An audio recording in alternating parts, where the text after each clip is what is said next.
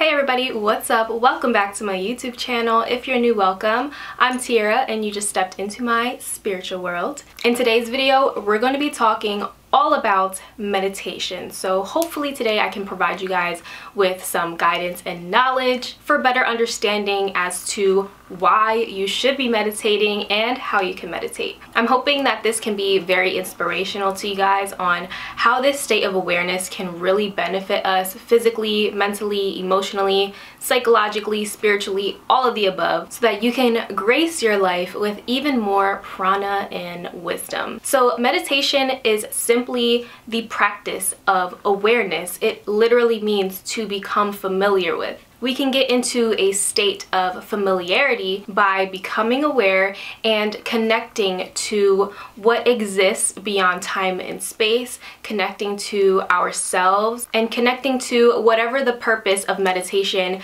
may be for you. So by definition, one can get into a meditative state or this state of awareness at really any time, any place in various different ways. You can get into a meditative state by simply doing yoga, running, singing, creating artwork, practicing pranayama, which is the control of your breath and energy. Because the thing that all of these activities have in common is that it's putting you in a flow state. Anything that puts you into a flow state and connects you with the present moment, reconnects you to your soul, your power, your creativity, the true essence of who you really are, that is what meditation is. There are countless and numerous studies supporting the positive effects that meditation has on the mind, body, and spirit. Scientists and other skilled professionals have used brain scans, MRIs, biowells, and all sorts of other tools of measurement to prove that meditation can actually rewire circuits in your brain to reduce things like depression, anxiety, stress, and other physical, mental, psychological challenges that many people have. The brain is flexible, okay? Neuroplasticity of the brain allows us to rewire our brains very easily through different techniques, meditation being one of the most powerful ways to do it.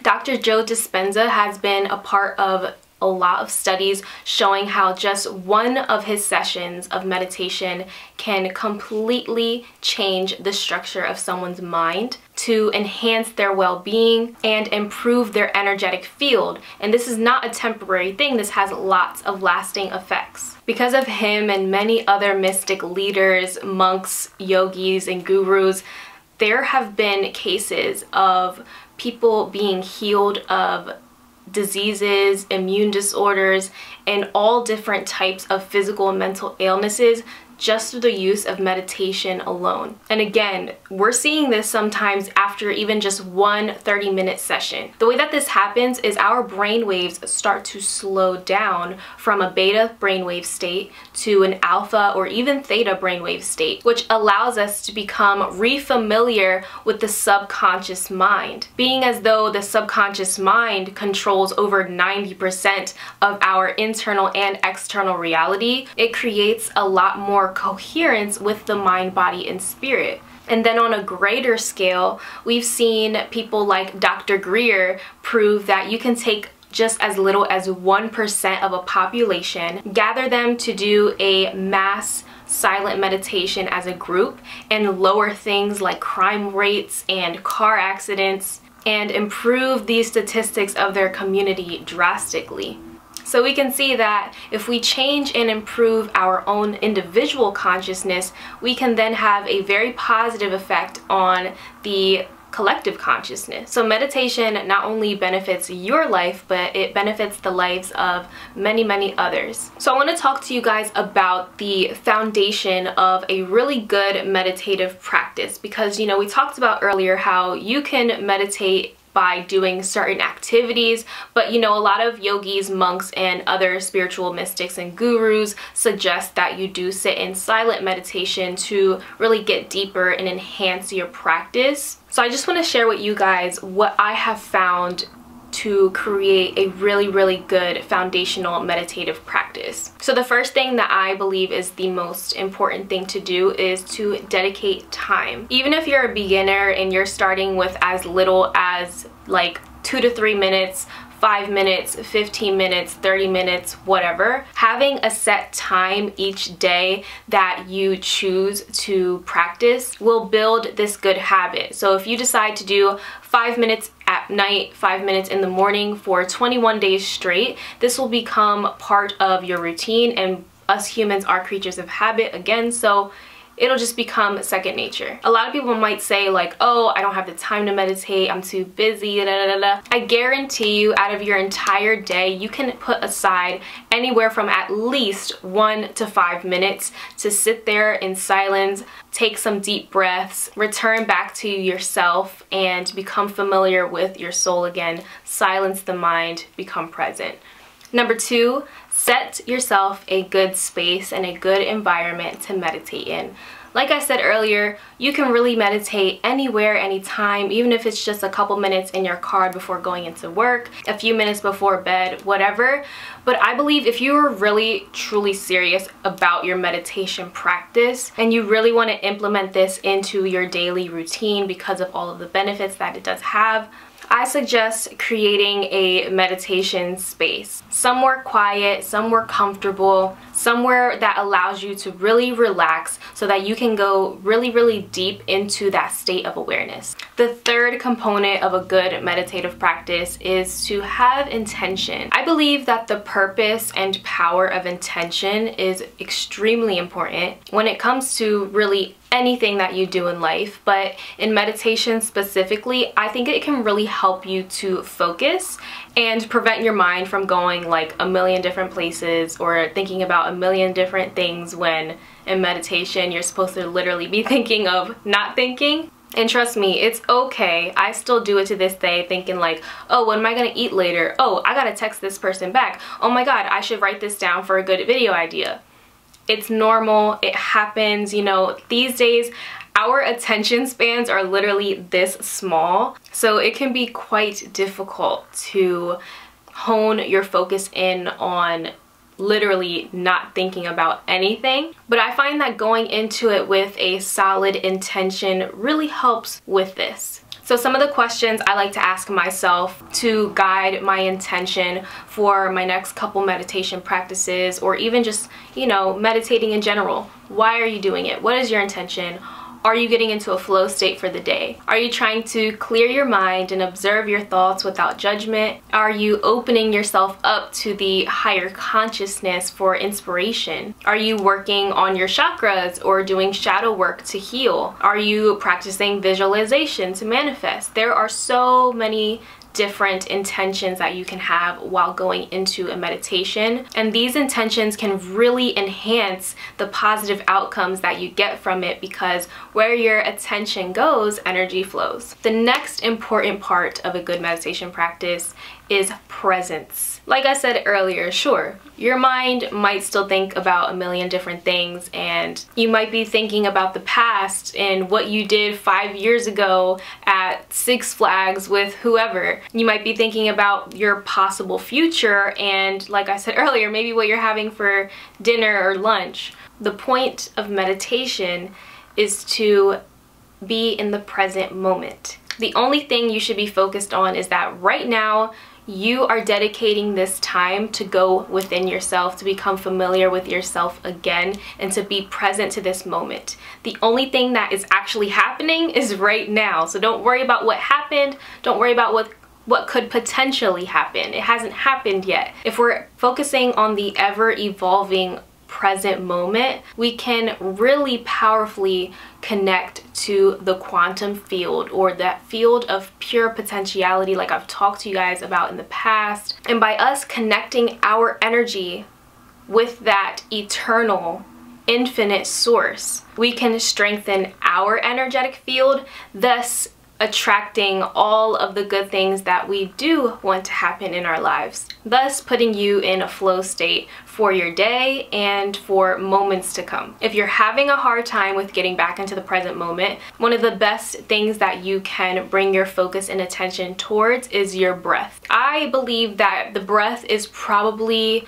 the most vital component of meditation, because this is your prana, this is your energy, your life force energy. By doing belly breathing, breathing into the diaphragm on the inhale and then exhaling deliberately and slowly, you can really observe how each motion, how each moment feels as you fill your body up with this life force and exhale anything that you don't need. And really slowing your breath down, lengthening your exhales will immediately almost put you into a state of awareness, into a meditative state. So by creating this really good foundation for yourself, it can allow you to sort of create this transition in your days. Transitioning from whatever you're doing to, okay, this is my time, this is my space to meditate. If you're doing this on a very consistent routine basis, it will send signals to your subconscious mind that it is now time for silence. It's now time to reconnect with yourself, with source, with whatever intention that you have, and it's just time to get familiar with your soul again. So I'm gonna share with you guys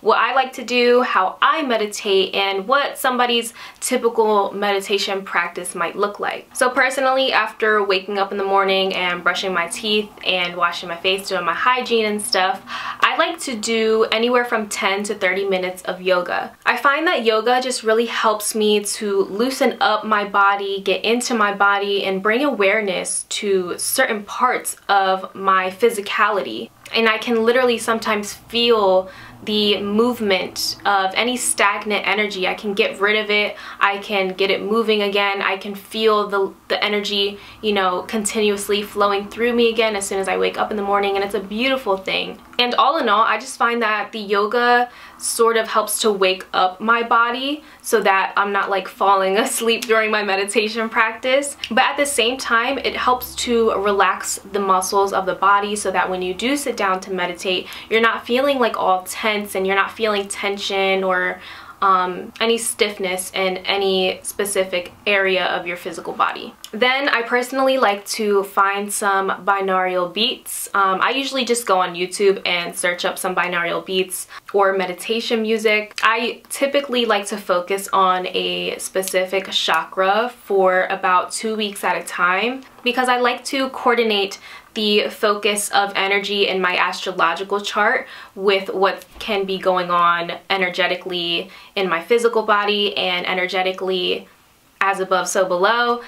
So lately I have been focusing on my throat chakra, or the Vishuddha. If you haven't seen my chakra video, go ahead and check it out. I'll link it down below. And if you guys want a little bit more of a detailed video on how I do this or why I do this, definitely let me know in the comments below. I'll be happy to make that for you.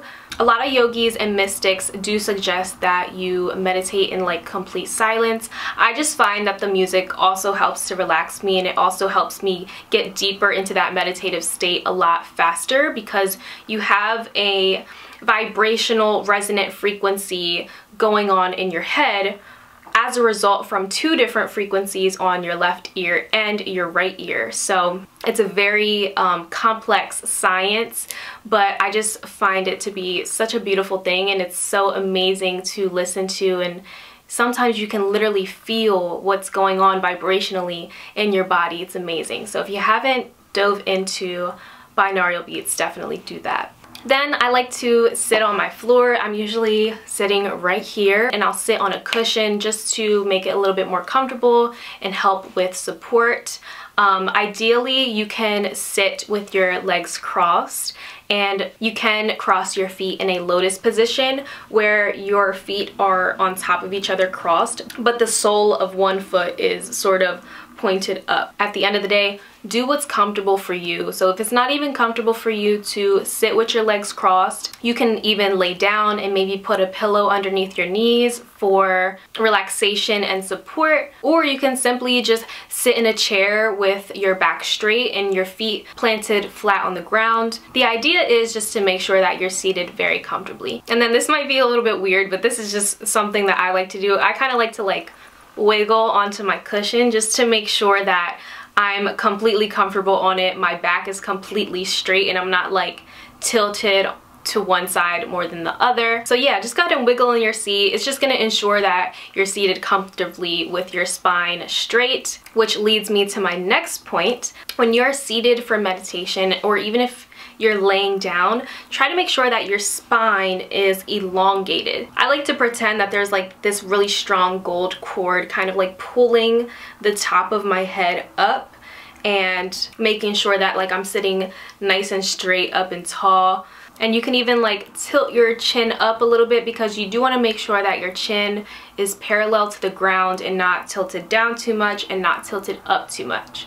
If you're starting out, or maybe you're just finding it difficult to sit with your back straight in a seated position, you can always sit up against a wall or sort of like put a pillow behind your back if you're sitting in a chair. Again, the idea here is that you're comfortable, you're relaxed, yet still aware. The next thing I like to do is sort of like roll my shoulders down and away from your ears. And what that's gonna do is just relax your shoulders, relax the muscles in your upper back.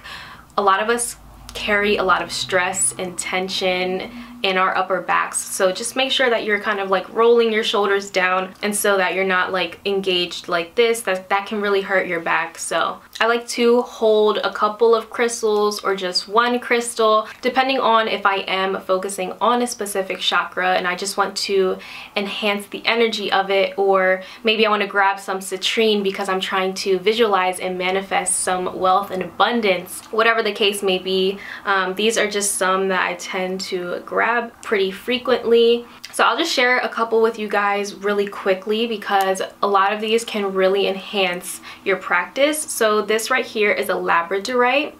I absolutely love this stone. It's actually one of my favorites. I think it's just so cool looking, and I feel like it just really enhances the energy of the heart and throat chakra. And it also makes me just feel very tranquil, makes me feel very calm. So yeah, labradorite. And it's a lot easier if you're holding a palm stone rather than like some of these big ones, because again, these are a lot lighter. You'll feel a lot more relaxed, and sometimes you'll even like feel the energy of them in your hands as you're meditating. It's really cool. So this one here is an amethyst. I actually have quite a few amethyst palm stones because these are amazing for enhancing your intuitive abilities and just connecting you back with yourself, back with your soul. So really love amethyst. I also have a fluorite here that is very similar, very much does a very similar thing with enhancing your intuitive abilities. And I actually like to kind of keep this one underneath my pillow or sleep with it next to my bed. So sometimes it also helps me to remember my dreams and enhance any sort of like lucid dreaming and stuff like that. And then this right here, I don't know if you guys can really see this one actually, but this one is really pretty. So I actually have a couple that sort of look like this in different variations. So this is an angel aura quartz. I also have, I think this is a opalite or opal aura quartz. And then this is a rose aura quartz. So I like these because if I'm meditating with an intention to connect to my team of light, connect to my higher self, to connect to any sort of higher realm, benevolent source, then I like to grab some of these. They're also really amazing for enhancing your intuitive abilities, or even just if I'm trying to find inspiration for YouTube videos or any topics I want to talk about. I really like to use these as well. So I just want to talk about hand positioning when I'm, using crystals, even if I'm not using crystals. Hand positioning during meditation is so important. Like it's such a simple thing that actually has a lot of power. So when you're sitting down, whether you have your legs crossed or if you're sitting in a chair, good rule of thumb to go by is if your palms are facing down on your knees in any sort of way, or just down in general, this is really good for grounding. So if you're feeling like you need some stability, safety, calmness, or you just need a sense that you're protected, face your palms down.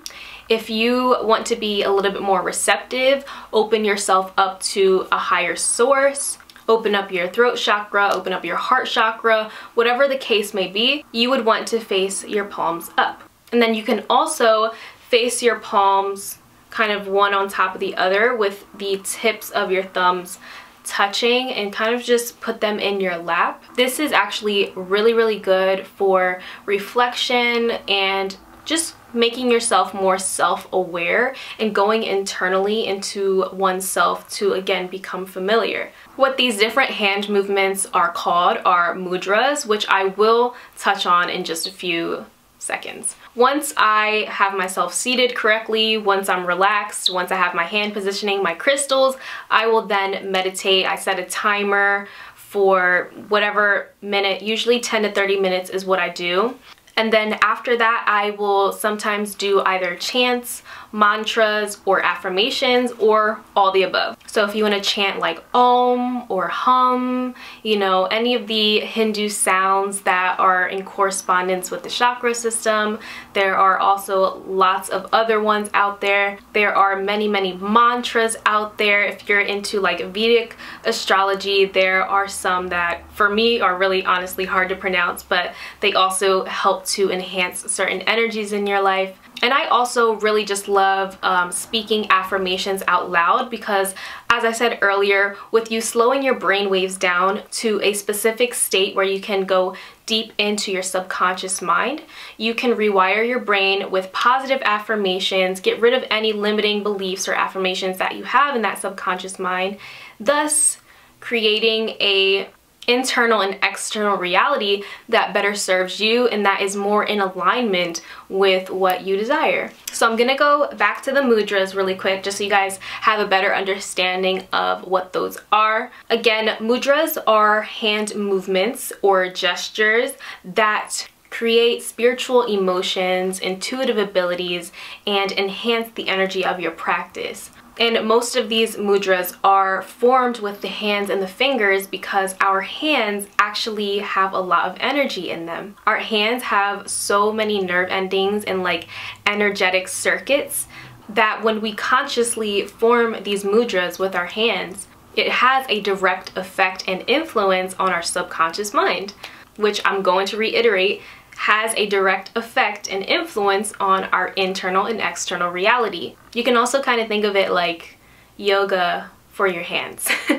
So with some of these circuit connections, you can activate and balance your energy centers, which we've talked about before, definitely improve your physical, mental, and spiritual health. And it also really increases your awareness, the flow of energy through your chakra system, and help you focus on your intention, on the present moment, everything we talked about earlier. In many cultural systems, different fingers represent different energies, but I am going to share with you guys basically what is the basics, the baseline, the fundamentals for most cultural systems. So the thumb is seen as the fire energy.